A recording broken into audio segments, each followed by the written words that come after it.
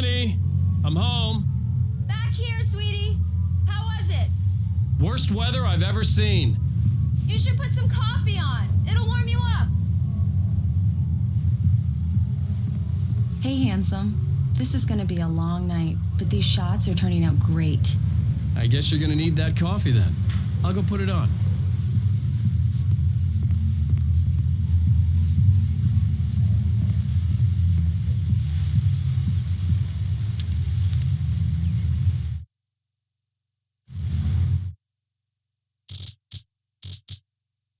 It's true what they say about the fall and the sudden stop at the end.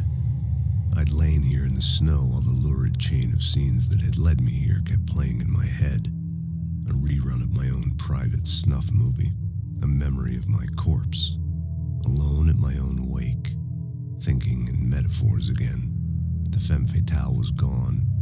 Only a sour taste remained of the kiss that killed me.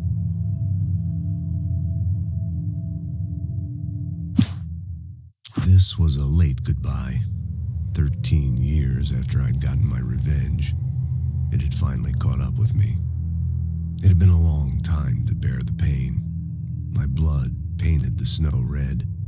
A gruesome slushy dissolved all the scattered painkillers and leisurely dripped down to the sewer, mingling with the bile of the city, becoming one with it. I can see them now, my wife and my baby. Honey, I'm home. In spite of its human mask, to describe the dark presence as intelligent would have implied human qualities on something decidedly inhuman. Nonetheless, it found the one spot in the diner that was dark enough. Some light spilled into the corridor, ravaging it. But it took the pain. Horrible as it was, the writer would soon fix that. He would be coming to the one place where it still had power.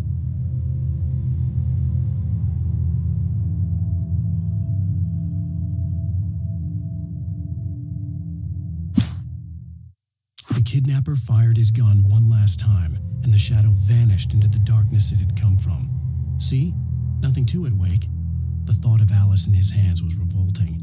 We stood on the wooden platform of Lover's Peak, the waterfall on the mountain behind us, the lights of the radio mast blinking red in the heights above. I fought with the urge to take a swing, force myself to speak.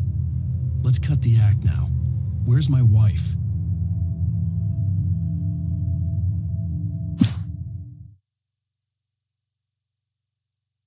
Alice looked through the viewfinder, lining up the shot.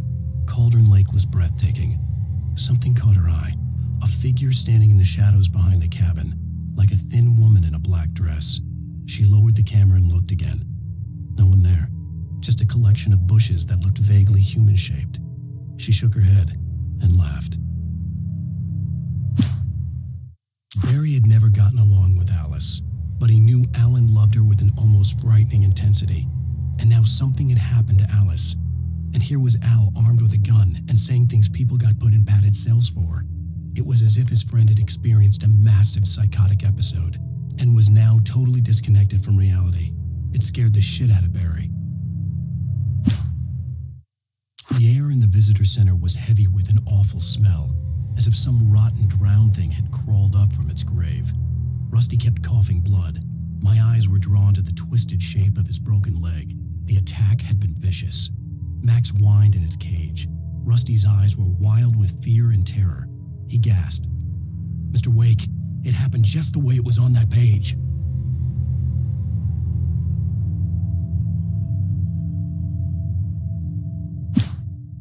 The visitor center was sturdy, but the impact turned the front of the building into splinters. Rusty was thrown across the lobby like a rag doll and hit the far wall hard. It didn't hurt until he tried to move and saw his leg bend the wrong way, felt the broken ribs stabbing him on the inside. Rusty howled in pain and fear, suddenly afraid to die alone. At the last instant, I changed direction and threw myself down. The axe splintered the trunk of a tree. I stumbled into the pool of bright light. My lungs burned. I was too exhausted to move. I tensed as I waited for the killing blow, but it never came. I raised my head. Nothing moved in the darkness beyond. For the moment, bathed in the cold light, I was safe. In that last instant of consciousness, Rusty thought about Rose. He He was older than she was. Rose was barely out of her teens, but she made him feel young and forget what a train wreck his long-dead marriage had been. He still wore the ring. He'd been waiting for her to tell him to take it off. Now she never would. I turned the corner, afraid of what the flashlight's beam might reveal. Suddenly, a roughly painted symbol of a torch glowed in the light. Behind it, hidden by a rock, sat a battered metal trunk. It was here for a reason, packed with supplies, batteries, flares, ammo, things you need to make it through the darkness of the night. Something left behind by someone who knew what I knew, and more. Agent Nightingale didn't want to be in Bright Falls. These little communities revolted him, and he didn't like the trees or the coffee. He now knew that impossible horrors lurked behind the storefronts and smiles. He desperately wanted to turn the car around and just drive until he passed out or ran out of road and booze. But he had a job to do. He had a rider to catch, at any time. On more than one occasion, Alice had tried to explain to me how it felt to be afraid of the dark. To her, darkness wasn't simply the absence of light, but something more tangible than that.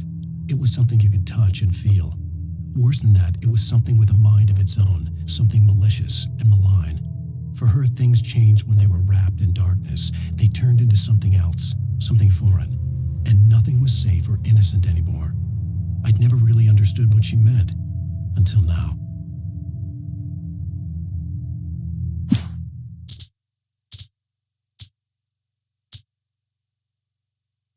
The night had been one desperate situation after another. I was exhausted, and my body felt as though it had been chewed up and spat out. The flashlight was heavy in my hand, and each pull of the trigger sent a painful shock up my arm. But I was finally out of the woods, and things were looking up. That's when I heard the chainsaw.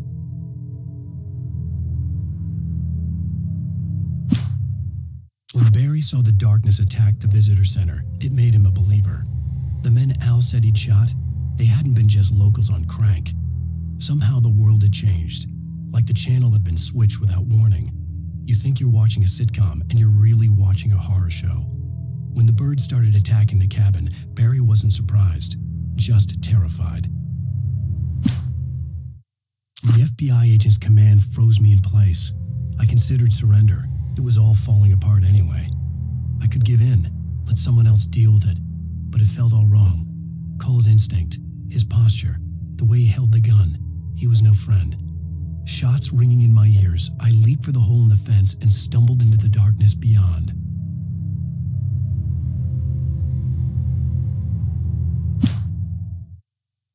Rose knew that Rusty was in love with her, and she liked him too. She liked him a lot. He taught her to dance, and life had certainly taught her the value of a man who was gentle. He treated her well, made her smile, made her feel good. But Rusty wasn't the prince of her dreams, and that tended to underline the unbearable truth.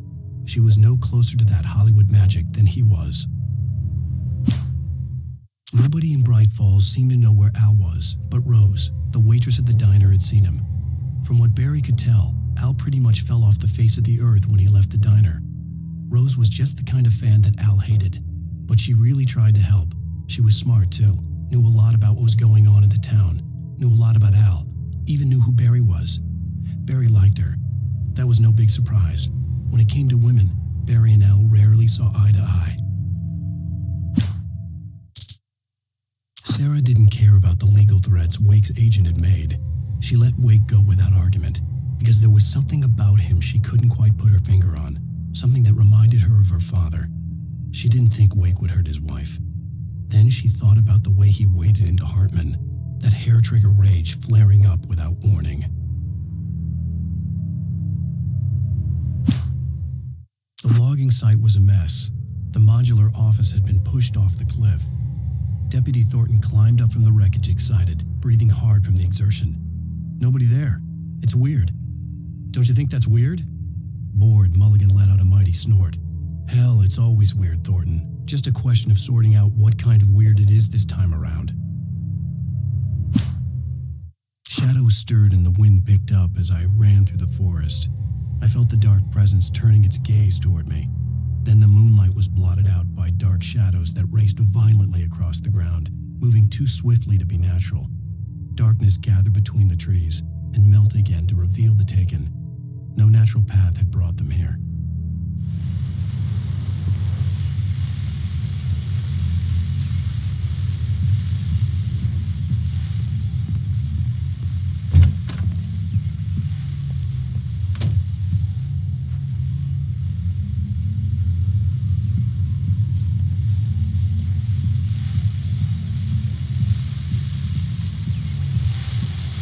The continuing freezing rain and heavy snowfall have necessitated a winter storm warning in the entire tri-state area.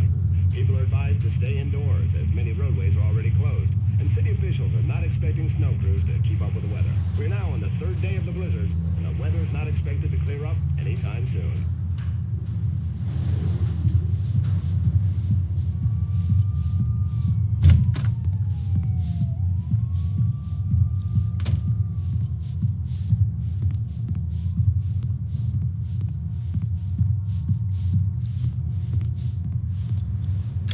Coffee's on. Great, thanks.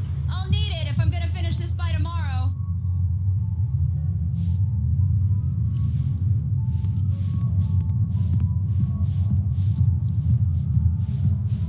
Oh, hey, I just finished those cover mock-ups. They're on your desk. Tell me what you think. No kidding. I didn't think you'd get them done this quickly.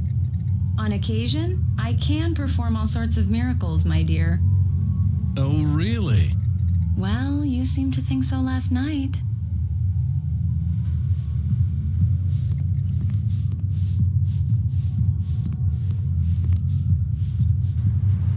These look really good. Oh, sure, until Barry gets his hands on them. Which, by the way, will happen over my dead body. The last time was the last time. Oh, and speaking of Barry, he called.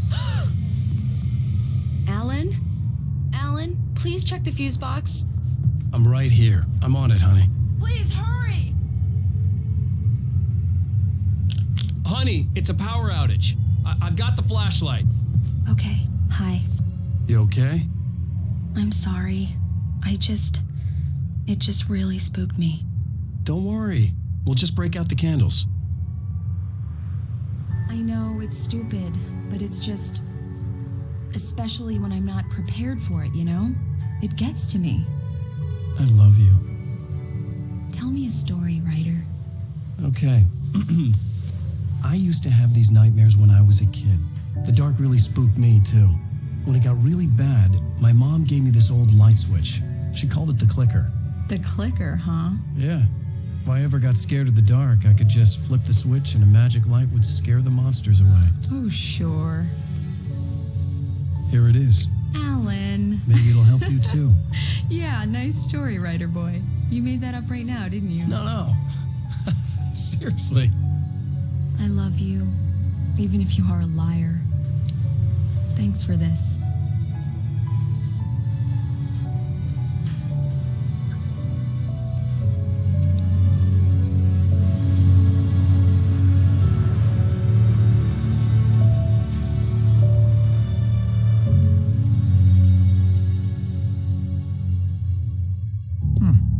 How do you feel, Mr. Wake? Any nausea, disorientation, anything like that? Mr. Wake, how are you feeling?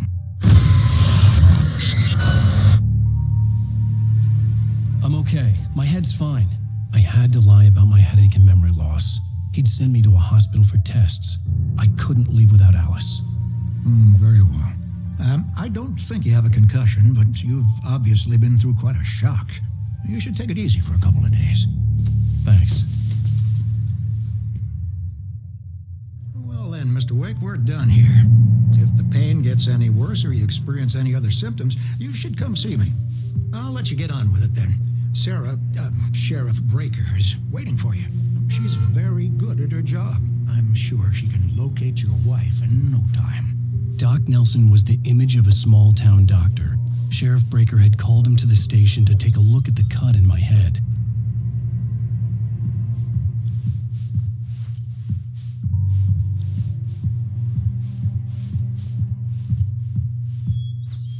I'm sorry you had to cut your morning fishing short for this, Doc.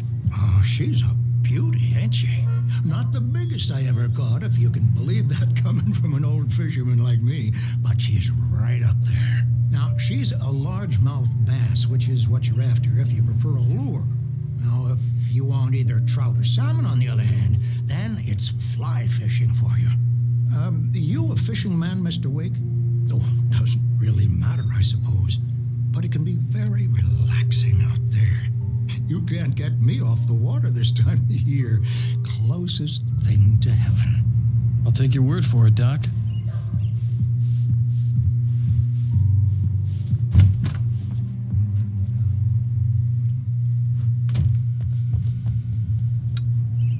Thank you for testing the lights, Miss Weaver.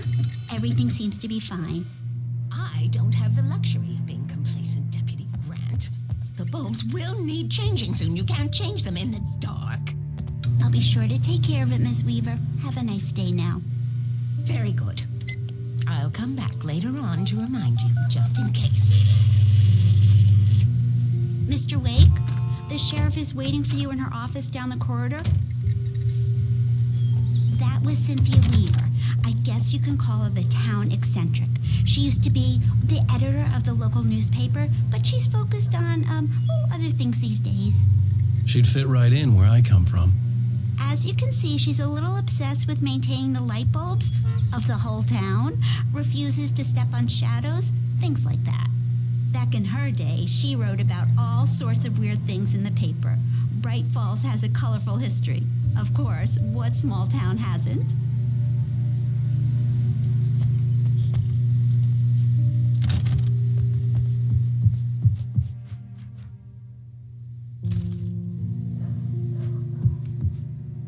Yeah, it's Mulligan here. I'm at Stucky's gas station with Thornton. There's no sign of him. Over. Wait. Yeah, this is Thornton. Look, we've located the brake float. It's here. That's some good news, right?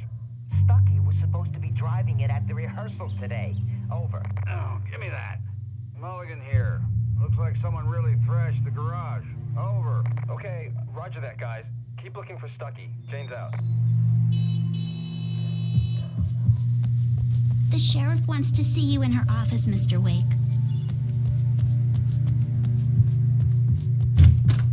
I believe you'll find the sheriff in her office. Just go down the corridor.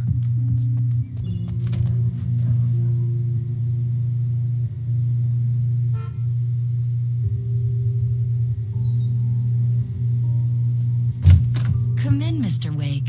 Your phone's on the desk. The battery was dead. It's charged now. Have you started looking for my wife yet? My men are already on it. Now, can you tell me what happened? I'm not sure. I can't remember. We were arguing. I walked out of the cabin. The cabin on Cauldron Lake? How did you end up at Stucky's gas station? I wanted to tell her what had happened last night, but I couldn't. She'd lock me up. Excuse me. I need to take this. Hello? Alan, please help me. Alice? Stop talking to the law. You'll do exactly what I say if you ever want to see your wife again. Who is this? Go to the back lot. There's a hole in the fence on the left. Look inside the junker. I left a little something there to convince you we're all on the same page here. After you ditch the cops, you're gonna meet me in Elderwood National Park. Mr. Wake, can I help you with anything? Midnight. Don't do nothing stupid, pal. We're watching you. I need to get some air. The sheriff said I could go out back. Of course, Mr. Wake. You can get there through the cell corridor. Lights on! The deputies, they don't understand. They won't listen to me. I need it to be bright in here. Thank you, man, thank you. Hey, you're all right. You're a good guy. Don't let anybody tell you different. You know, I shouldn't even be in here. The cops, they got it all wrong. See, sure, I beat him up, but I wasn't drunk. I mean, I wasn't drunk at the time. I only got drunk afterward. Okay, listen, you gotta listen carefully now. Here's the kicker. That wasn't Danny. No, sir. It only looked like him. You wanna know who it really was? I'll tell you who it really was. It was a goddamn space alien! I know it sounds like something a drunk would say, but believe me, I wasn't drunk then.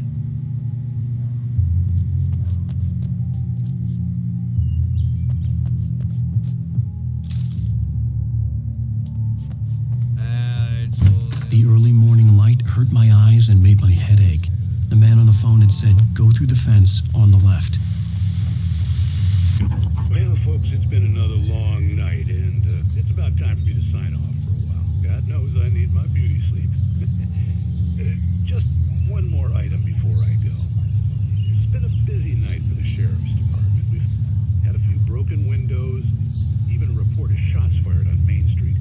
Deputies Mulligan and Thornton had to deal with two intoxicated young men who were celebrating the completion of their Deer Fest float. Now, folks, we get this every year. I know it's exciting, the big day's almost here, but let's save it for the party and leave the gunplay for the shooting competition, huh? There's no point in getting all worked up yet.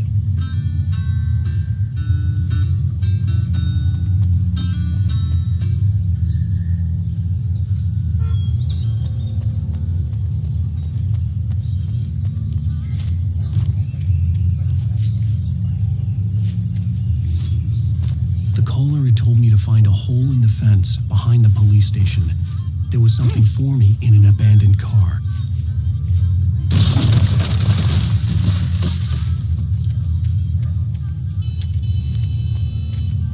Alice's driver's license had been placed on the front seat. The caller meant business. Barry? Ow! Ow! Thank God! Where the hell have you been? I've been trying to reach you for a week, you and Alice. I've been worried sick. I flew out yesterday. I'm here in Bright Falls. Barry, listen to me. I'm at the sheriff's station. Come and get me. I can't talk now. Al, what the hell is going on? I had to get the sheriff to let me go. I needed to get to Elderwood National Park to meet Alice's kidnappers.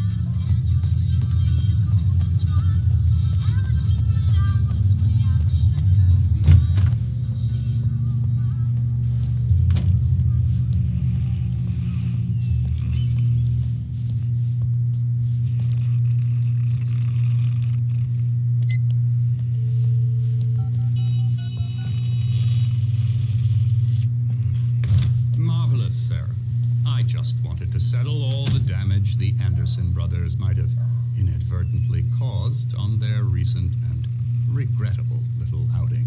They are not accountable for their actions, of course. I can assure you that my staff has been reprimanded. Tor and Odin never caused any trouble to anyone when they were still living at their farm. Indeed. All we can do is to slow down the progress of their dementia. Are you feeling any better, Mr. Wake? I'd like to leave. Am I free to go? Well, we still need to talk about... Am I under arrest? No, of course not. But I need to know where you'll be staying so I can get in touch with you. I'd avoid the motel. The Majestic is known for its roaches. The cabins at Elderwood are pretty nice, though. That sounds perfect. I'm Dr. Emil Hartman. I'd like to invite you to stay at Cauldron Lake Lodge. Did you talk to my wife? I had the pleasure of discussing your situation with her on several occasions. Did you set something up with her? I invited her here. My clinic is a place where... Oh, hey! Oh, my! Take it easy. Hey, nobody move! Get your hands off of my client! Who are you? I'm Barry Wheeler, his agent. If you have business with Mr. Wake, you talk to me. You yokels won't know what hit you once I sick my lawyers on your asses. No harm done, Sarah. I'm all right. I don't want to press charges. Mr. Wake, my offer still stands. Get me out of here. What the hell was that about, Al? We don't need a replay of that thing with the paparazzi. I thought they were gonna lock you up. I had to talk to someone. I told Barry everything. He thought I was certifiable, but when he heard about the manuscript, I had him. The fact that I'd written something, even if I couldn't remember it, was enough for him. He smelled money. And he believed that Alice had been kidnapped. Anything beyond that was another story. I had a midnight appointment with the kidnapper in a place called Lover's Peak, somewhere in Elderwood National Park. The plan was to rent a cabin. I don't like it, Al. I don't like any of it. It's not good. In fact, it's the absolute opposite of good. Mr. Wake! Barry, you found him. Hi, Rose. Oh, wow. I was just thinking about you, too. Great. I was just bringing Rusty some coffee. He's on the balcony, looking after Max. Poor thing. I really need to go. Great to see you again, Mr. Wake. Later! Who's Max?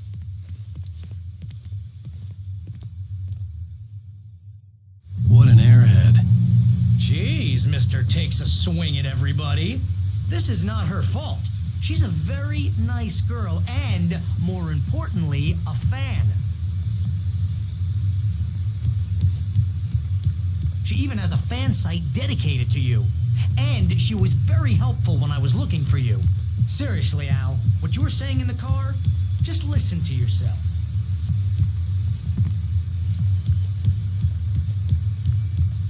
What, you shot a guy and his body just disappeared? When was the last time you slept? Are you high? Have you been drinking? No! Look, Barry, I'm missing a week, and someone's got Alice. Do you and understand everything's just what it sounds like when you say stuff like that? Don't get me wrong, it's a good story, could be a bestseller. But when you start confusing fiction with reality, you're buying yourself a ticket to the funny farm. Wait here.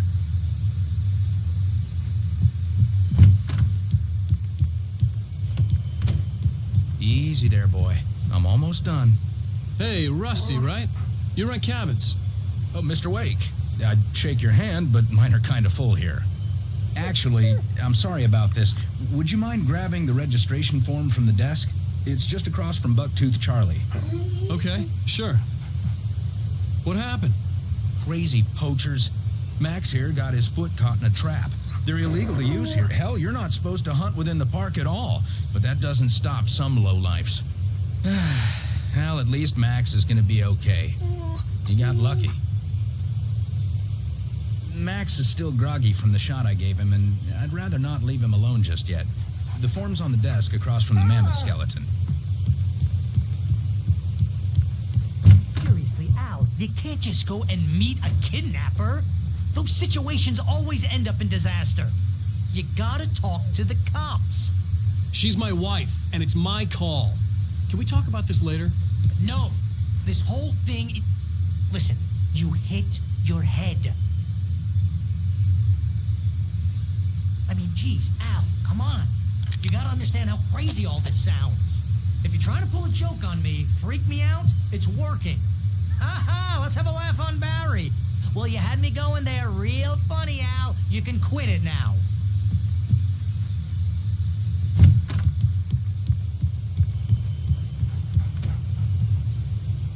I think this is the form you wanted. And here are the keys. Okay, you're all set, Mr. Wake. Glad to have you staying here. Thanks. Can you tell me how to get to Lover's Peak? Oh, sure. It's at the end of the nature trail. Just follow the paths, you'll get to it eventually. It's an easy walk. Nice spot, too. If you have any trouble finding it, just keep your eyes on the radio mast. It's right below that. Oh, and hey, if you take a walk in the woods, watch your steps so you don't end up like Max. I guess I'm a little worried. We got a bunch of campers out there we haven't heard from. It's not like these people are on a schedule, but with the traps, well, you know, I just don't want any trouble. Right, thanks.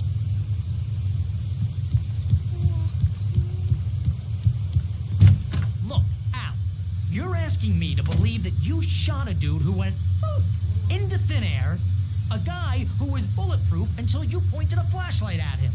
You hear that from people who end up spending time in padded rooms, strapped to their beds, wearing white shirts with too long tangled up sleeves, and eating a healthy diet of pills. Al, you make cruel jokes about people who believe that kind of stuff. You're the skeptic. You gave me an hour-long lecture on homeopathy last month. What was it? If there's no proof, it's pure bullshit. Period. Guess the laugh's on me then. Al, come on! I mean, okay. Okay, maybe something weird happened to you, okay? Well, thanks for the heartfelt vote of confidence. All I'm saying is you gotta throw me a bone here, bestseller. What would you think if it was me? There's no way you should be going out at midnight with a gun. No one asked you to come here, Barry. Either work with me on this or go straight back to New York. Your choice.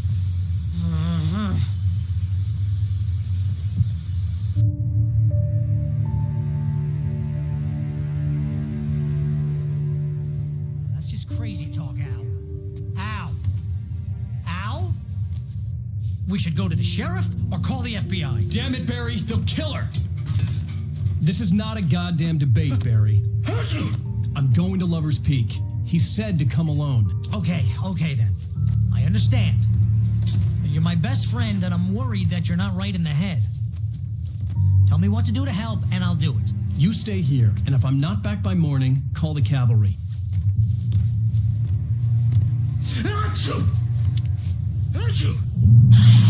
Just be careful with the natives, Al.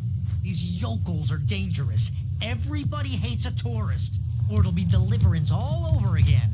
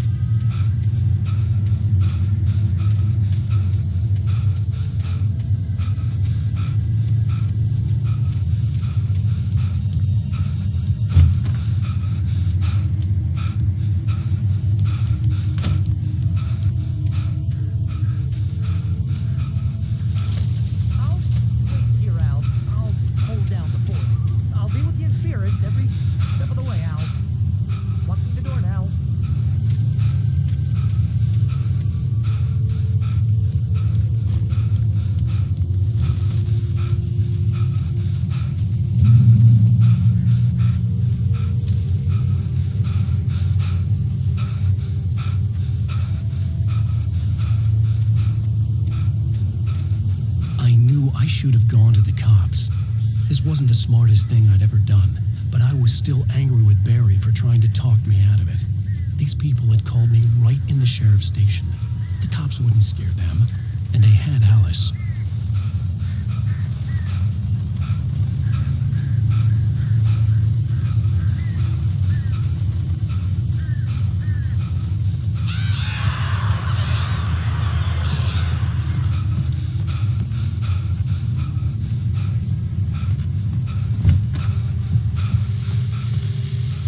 Welcome back to the show, folks. As promised, our very own Dr. Nelson has just parked his rear end in the studio. Doc, what's your Deerfest plan?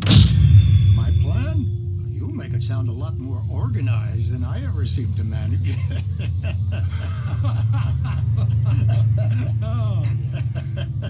No plan, really. Just taking the atmosphere. I'm getting a little too rickety to do much more than that, you know. Oh, tell me about it. No sack race for us older gentlemen, huh? Yes, exactly, Pat. But I'm going to check out the parade, of course. And I'll be one of the pie contest judges, too. Well, that takes a different kind of constitution. Oh, yeah. It's my kind of exercise. Now, Doc, seriously, you're in pretty good shape, though. You're the outdoors type. I know for a fact you're an avid fisherman. That's right. Matter of fact, just caught a heck of a largemouth bass early this morning. But you're not taking part in the fishing contest? No, not this year. See, Pat, I'm just not that competitive anymore. Now I just like to take my time and enjoy the peace of it. It's no fun if I need to worry about what I'm catching, you know? Well, considering your track record, the participants are probably pretty happy you feel that way. Well, Pat, that's kind of you to say.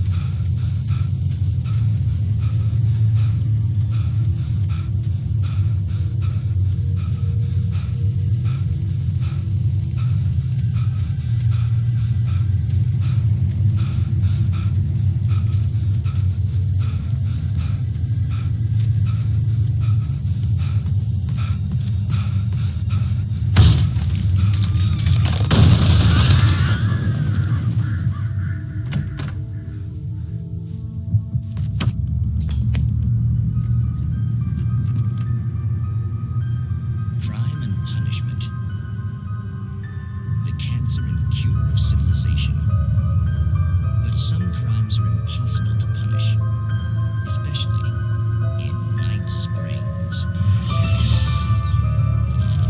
Tonight's episode, The Man in the Mirror.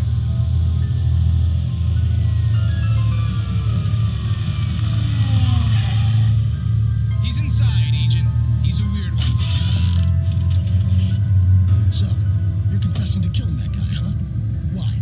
Had it coming? Yeah, but why would you do that? I mean, you're a nice guy. Normal. Took a kid to a soccer game. So how come at the game, you pick a guy and, quoting from the arresting officer's report here, assault the victim's head area repeatedly with the weapon of choice being a pair of bare fists? Wow, that sentence really flows, huh? Maybe you're not the literary type. Okay, so you mess him up. But why? Who was that guy? We couldn't ID him. Why would a guy like you do him like that? I didn't like his face? Well, you must have hated it, because you really went to town there. I mean, there's no way to tell what he looked like. No ID on him either. That must be difficult. But then we ran the fingerprints. Got a match. Your prints. Identical. Huh, how about that? Your son said you were wearing a white shirt when you took him to the game. The white shirt is on the dead guy. It's plenty red now. You won't get away with this. Do you really think that's in any way relevant to me? I had plenty of time to talk to my boy before the cops arrived, you know? He won't stop screaming, am I right? You think he's ever gonna be okay? I left my mark. Believe me. You bastard. What? You gonna shoot me? What's the point? I'm going to prison. You got me. I don't understand any of this. And you never will. Don't worry. Maybe you'll see me again, Agent. Maybe in the mirror.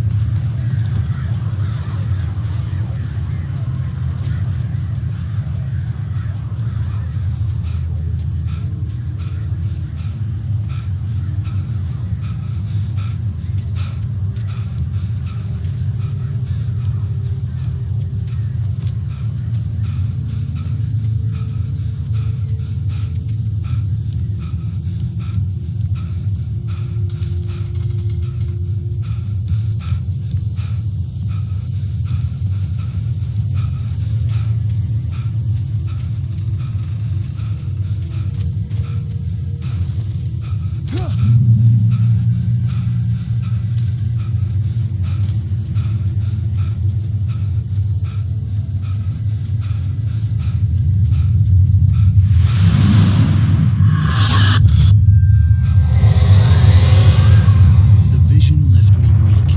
This was no head injury. Rusty. Damn.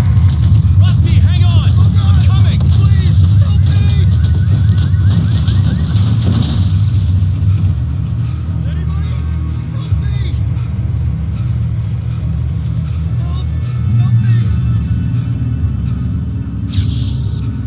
Can you hear me? Anyone? Please help! Hello? Back here. I'm back here. Mr. Wake? Oh, hell. It happened just the way it was on that page. I found. Came true. It knew. So dark. It'll come back for me. You must. The lights. In the office. I have the key. Okay, Rusty. Hang on. I'll be right back. Whatever did this couldn't be far. Rusty had found a page from the manuscript. It would help me understand what had happened.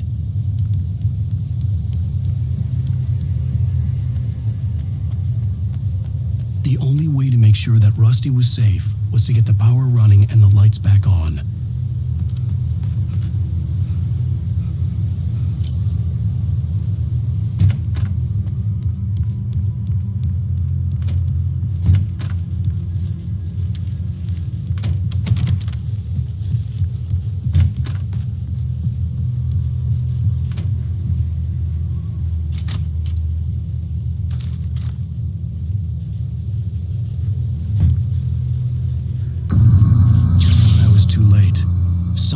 destroyed the circuit breaker. There was no way to get the lights back on.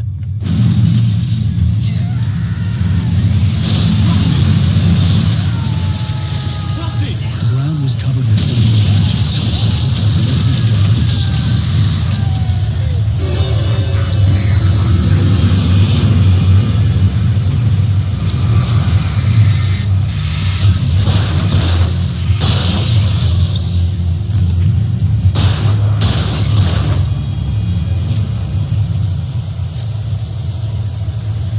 Something had torn a mammoth-sized hole in the wall. Please don't feed the animals.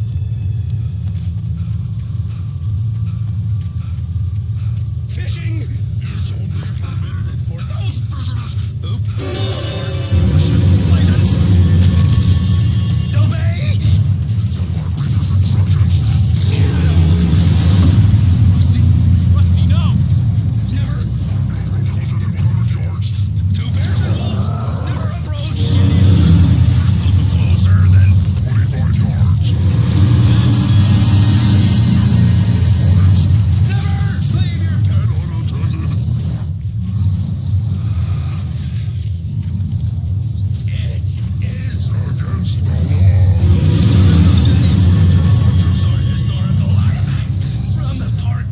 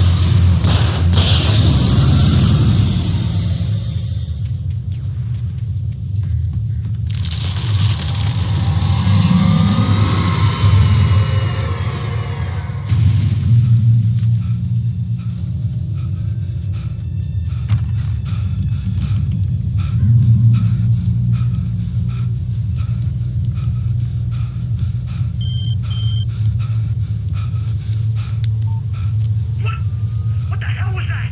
I saw it from the window. I saw something. Forget about it, Barry. It's just me going crazy. Oh, jeez. Oh, jeez. You're not crazy.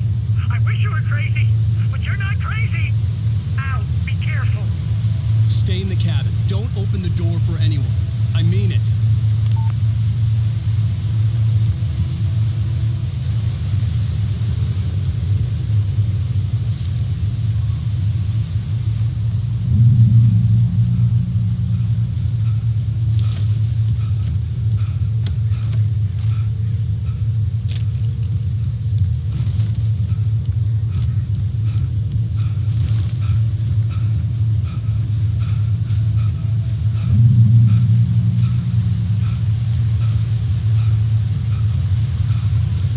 Lover's Peak was at the far end of the nature trail.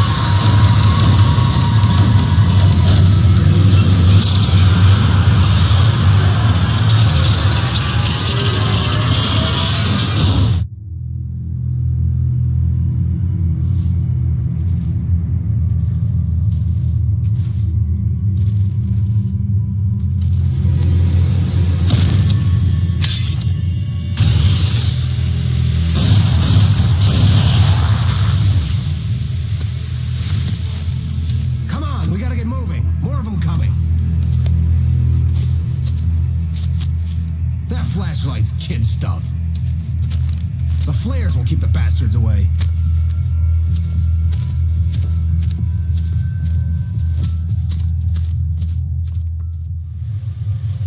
You can see them too?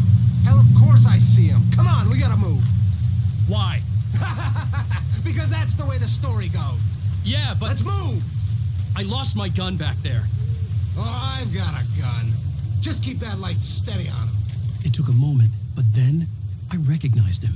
He'd been on the ferry when I first arrived here with Alice. He knew my name. We were headed in the direction of Lover's Peak. There was no way this was a coincidence. He was the kidnapper. Come on, Wake! You better keep up!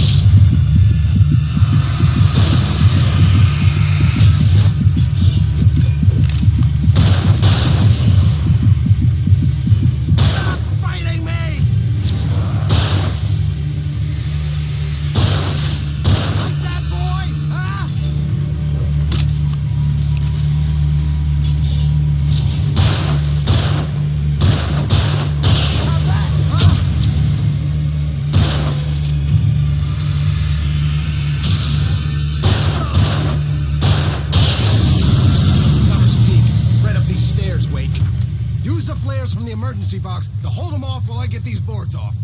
Give me the gun. Yeah, no can do, Wake. Are you kidding? Give me the gun! No time for back talk. Pull them off, damn it.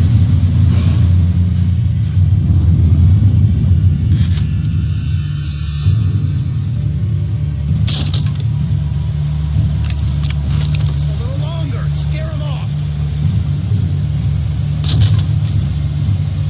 Get some light on those bastards. That'll keep them off us.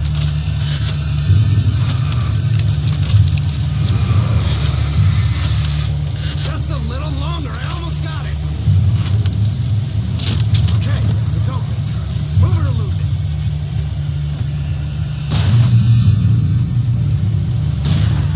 That's right.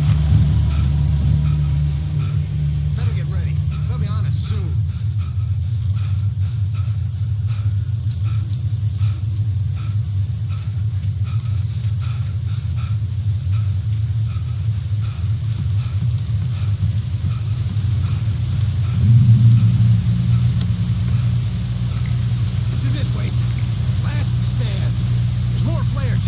Get ready. We fight them as long as they keep coming. Give me the goddamn gun! They're coming! That's not how this goes. Get with the program, Wake.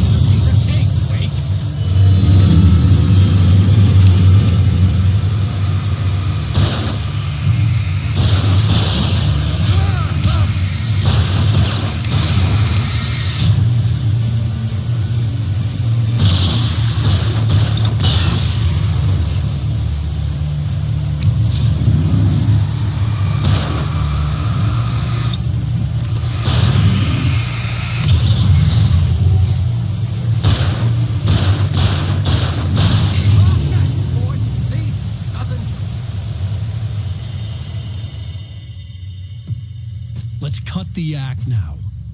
Where's my wife? I knew you were going to say that. I read it all before. You're a hell of a writer. Congratulations. You're going to bring about something glorious and terrible once we get you some proper editorial control. What the hell are you talking about? Where's Alice? I want the entire manuscript, or she's gonna suffer bad. You touch her mouth.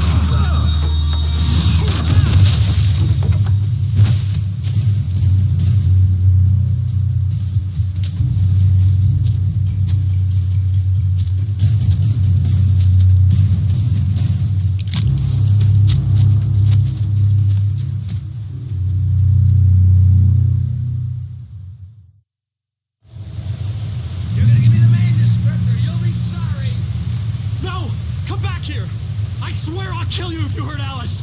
Do you hear me? Come back here! He had Alice, and he wanted the manuscript because he thought it held some magical power, but I had no manuscript to give him. I had to get back to Barry and figure out my next move.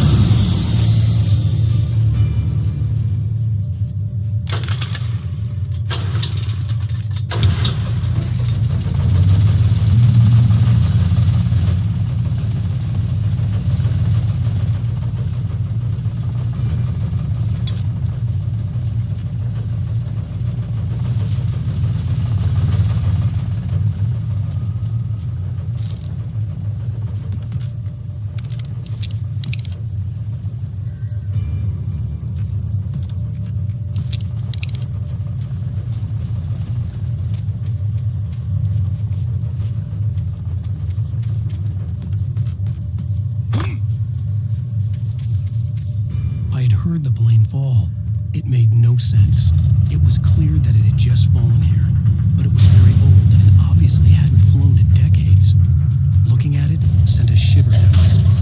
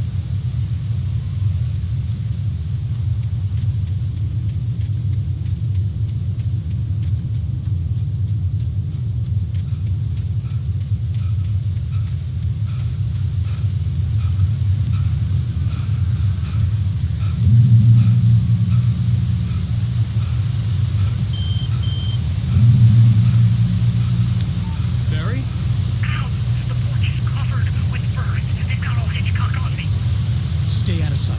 I'm on my way. Don't open the door. What, am I crazy? Stay hidden. I'll be there soon. Just make sure you keep the lights on.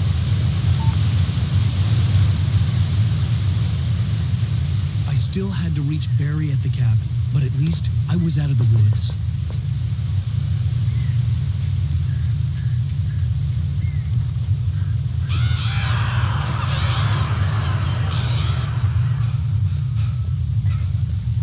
I'd have to get the car from the locked garage.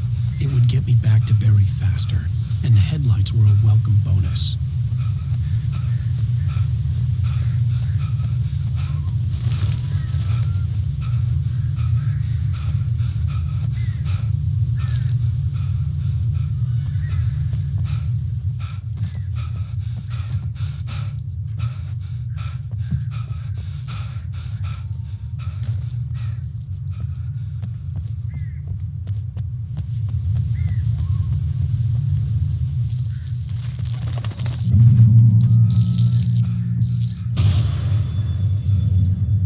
A story is not a machine that does what you tell it.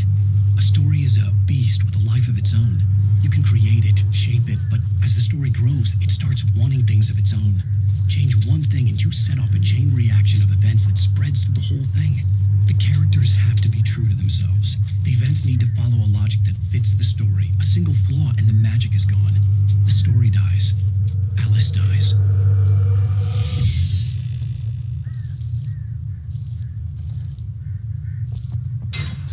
You can harm others and yourself.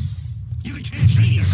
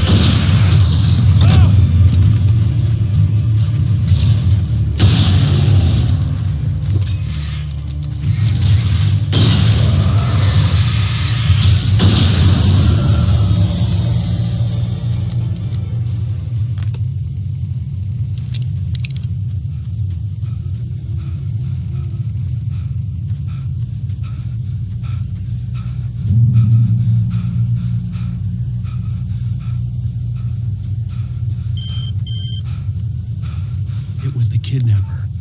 You son of a bitch! Where's my wife? Enough horseplay, Wake. You deliver the manuscript, and you can have your woman back. Simple as that. I don't... Listen. I'm gonna need time to finish it. I still need to write the ending. I need a week. It's not done? I need a week. 2 days. The old Bright Falls coal mine is nearby. You can find it easy, city boy. The main building, there at noon. You bring the manuscript, you'll get your wife. Not, well, get me? Yes, I get you.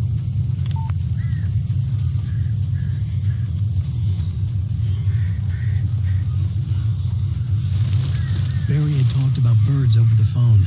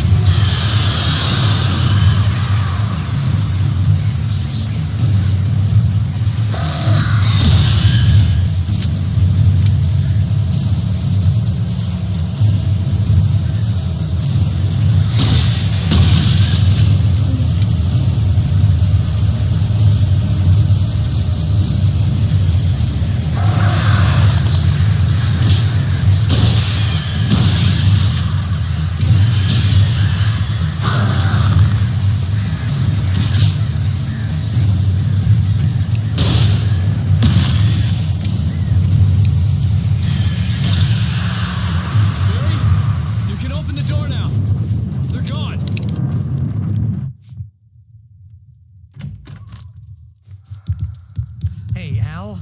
I'm sorry for thinking you were having a psychotic episode, man. I sent Barry to the town to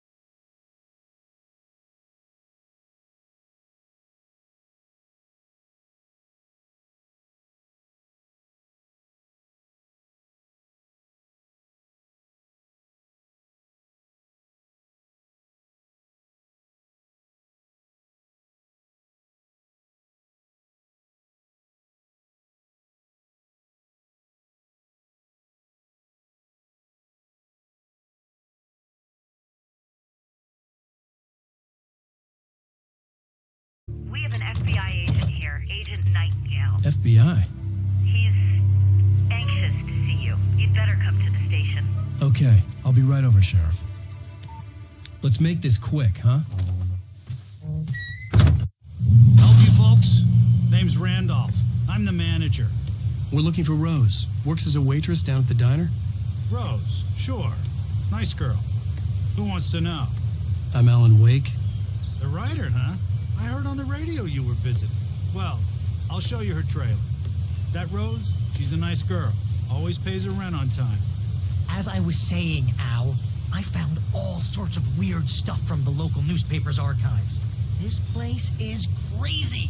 Disappearances, mysterious deaths, urban legends come true, and get this, most of this stuff takes place around Cauldron Lake.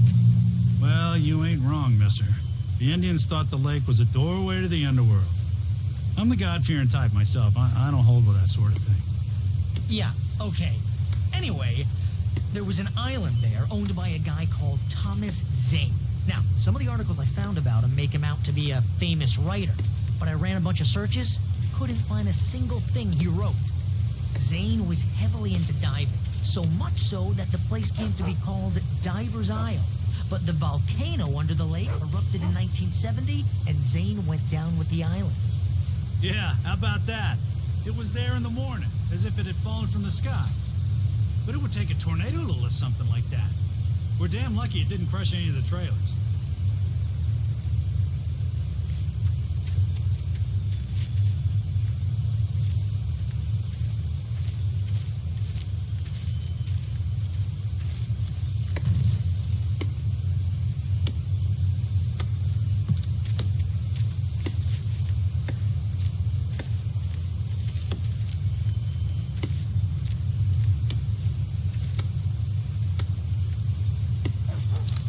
Better.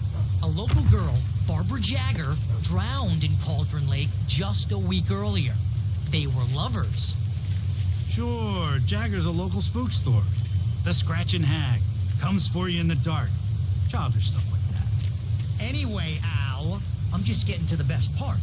All of the articles about this stuff were written by Cynthia Weaver. I asked around, and she's that crazy bag lady you met. What, the lamp lady? She can be a little loopy, but she's not homeless or anything. Yeah, anyway, she knew both Jagger and Zane before they both died, and she had some kind of a breakdown.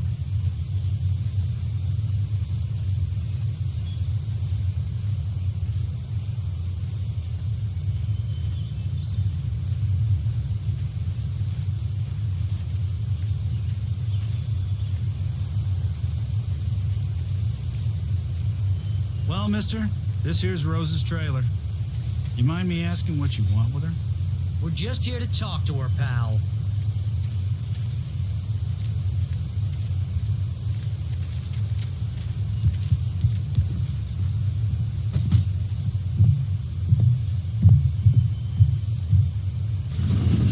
Welcome to... Oh dear, Mr. Wake. I'm so glad you're here. Rose, you have my manuscript? Oh. Oh, yes. Yes. Please, come in. Hey, this is really good. Rose, Yes, my manuscript. I really need it. I understand. I know what you need. A muse to inspire you. Oh, for Barry. She doesn't have anything. Yeah, hey, Al, what's... Oh...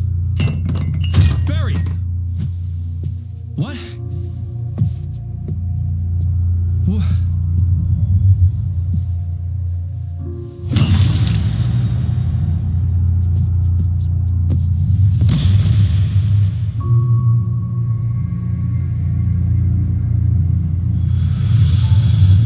It's coming for you, hiding in my barber's skin. I'm too weak to stop it. You must turn the lights on. I promised I'd come visit you and your lovely wife. You must finish what you started. I insist. You must turn the lights on. Turn the light on.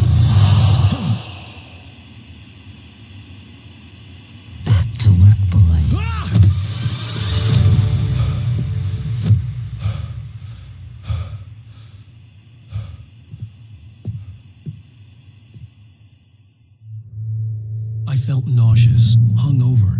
Only anger kept me going. I can't tell reality from dream anymore, but it seems I have an imaginary editor to help me. She's an old woman in a funeral dress. I call her Barbara Jagger. She's very strict. I'm writing faster and faster. My manuscript is being heavily revised. The edits are getting very aggressive, and each day there's less of me and more of her. I hate it, but I know she's right. She promises me I can save Alice this way. She knows more of this than I do. About the complex incantation I'm attempting. About this place. She's worked with another writer under similar circumstances, Thomas Zane. The genre of the story seems to be shifting. It's turning into a horror story. I'm getting close. I can feel it.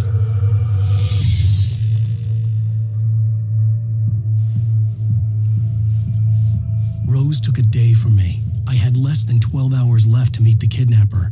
All I could do was get Barry into the car, work something out once I got on the road. Barry was out of it. He was way too heavy to carry. Right. My gun and flashlight were gone. I'd have to find a way to get Barry into the car as quickly as possible. There was no time to waste.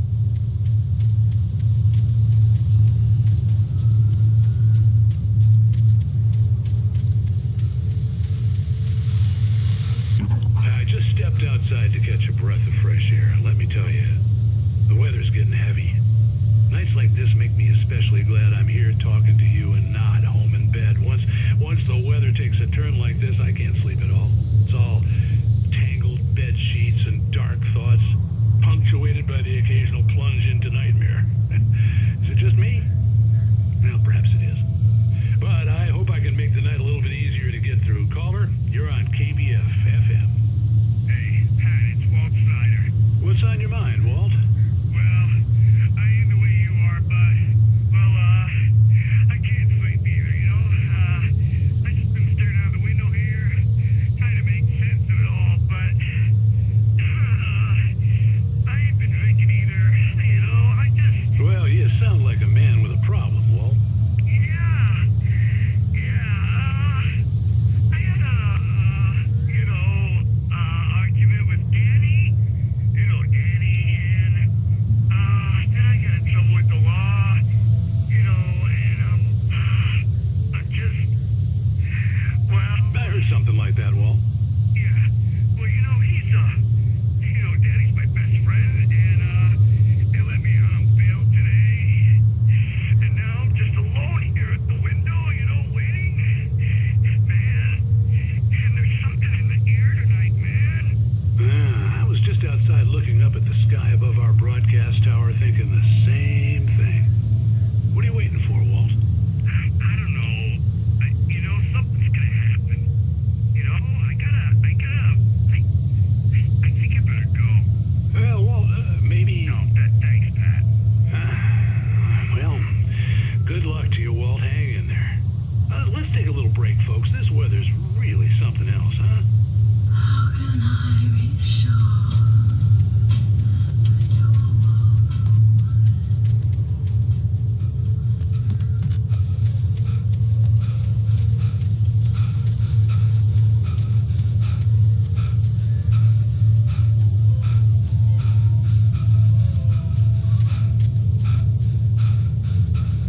Oh, you're gonna get it now. God knows what you've done to that poor girl. This is Agent Nightingale, FBI. Get him up, Hemingway. You're under arrest. You move a muscle, I'll unload right in your goddamn face. Stay right where you are.